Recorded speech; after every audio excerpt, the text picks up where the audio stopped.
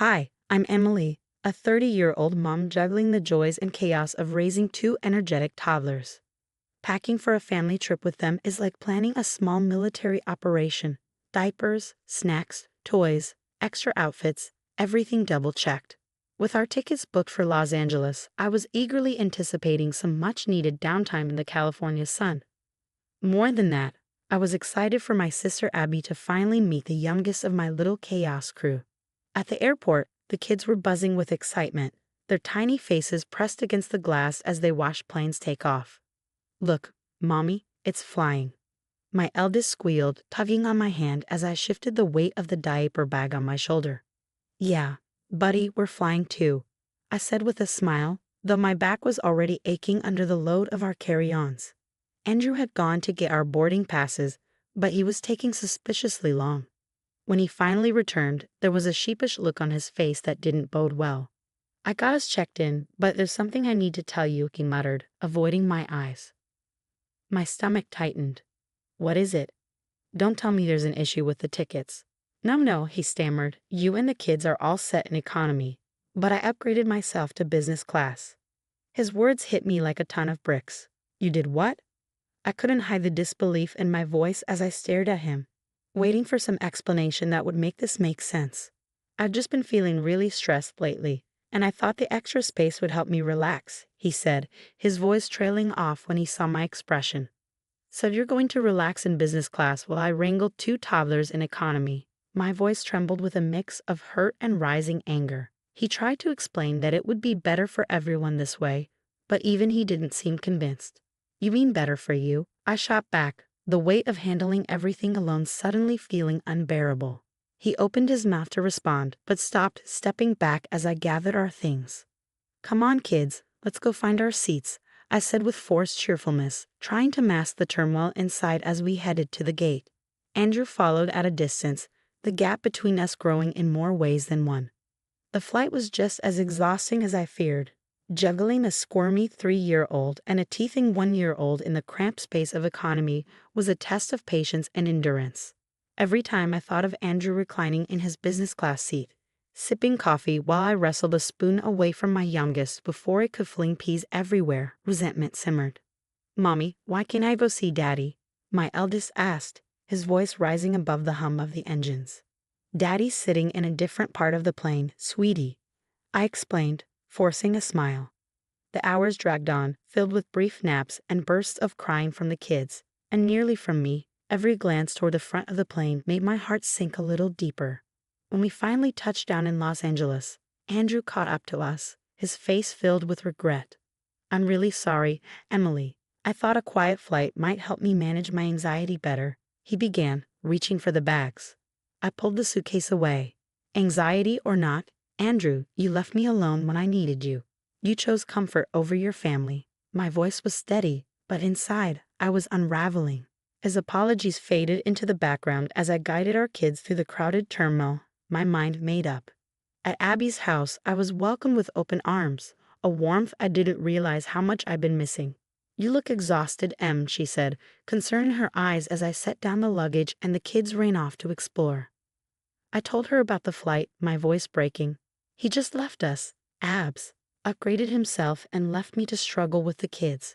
Her frown deepened. "That's not the Andrew I remember." "What are you going to do?"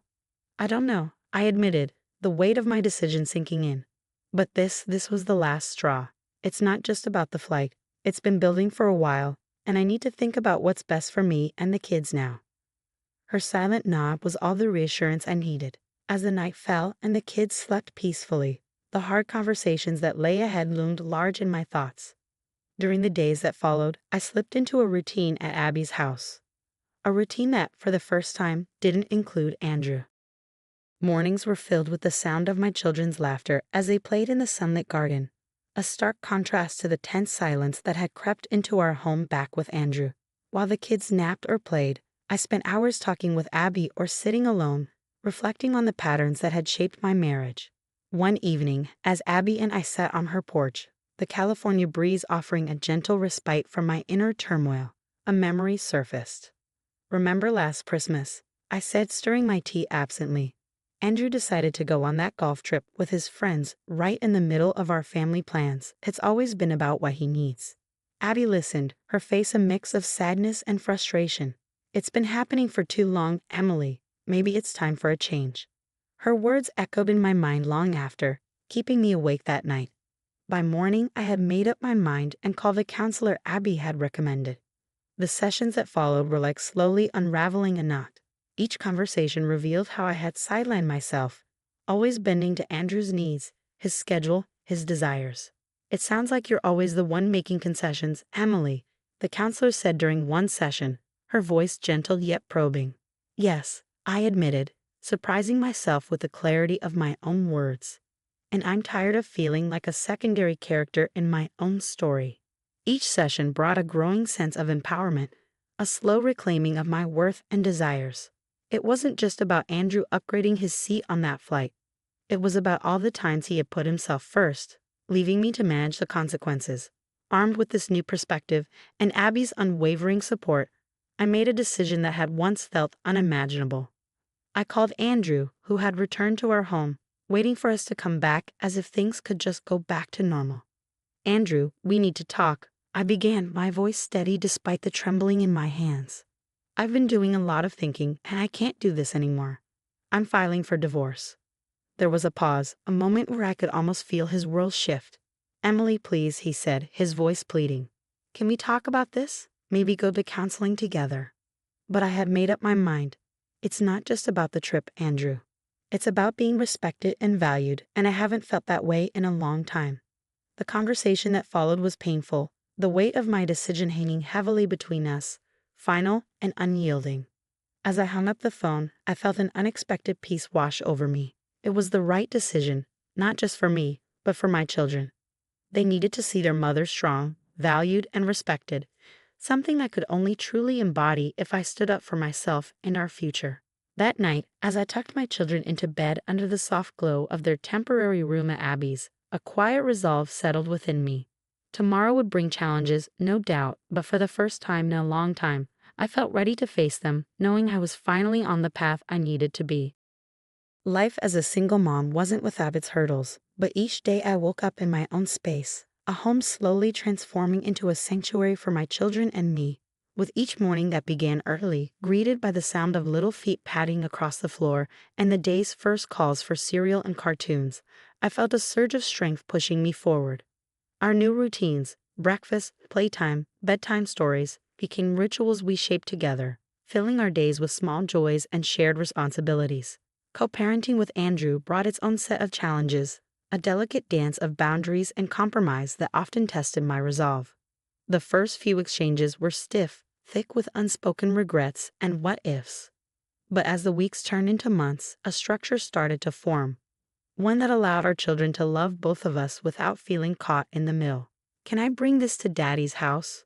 My eldest would ask, holding up a toy or a book. Of course, I'd reply, my heart squeezing with the bittersweet reality of our new normal. It was important to me that they felt connected to both of us, despite the distance and the changes in our family. Andrew and I found a way to communicate that focused entirely on the well-being of our kids. We set up regular meetings to discuss everything from school events to health concerns. There should be consistency in the routines between both homes, I proposed during one of our discussions, and to my relief, Andrew agreed. Yes, let's keep things as stable as we can for them, he said, showing that he too was learning to put our children's needs ahead of our past conflicts. Looking back on my journey, from the painful unraveling of my marriage to the tentative steps toward a new life, I marveled at how far I had come. The decision to end my marriage had been weighed down by fear of judgment, of upheaval, of failing on my own. Yet, here I was, not just surviving but thriving. My days were mine to design, filled with laughter, love, and yes, the occasional tears, but most importantly, they were authentically mine. I knew there would be more challenges ahead, more hurdles to overcome, but I also knew that within me was a reservoir of strength that had been tested and found true. I was more than a wife, more than a mother. I was Emily, and I was enough. As I tucked my children into bed, their sleepy faces glowing softly under the warmth of their nightlight, I felt a profound sense of peace. Good night, my loves, I whispered, lingering in the doorway as a soft smile curved my lips. The road ahead was uncertain, but I was no longer afraid. With each new day, I was building a life not just for my children, but for myself, a life filled with purpose, respect, and joy. And no matter what lay ahead, I knew we would face it together, as a family reshaped but unbroken, strong in the face of change and hopeful for the future. That concludes Emily's journey from betrayal to newfound independence. Now, I'd love to hear from you. Do you think personal happiness should always be prioritized over trying to preserve a family unit, especially when kids are involved? Share your thoughts and opinions in the comments below.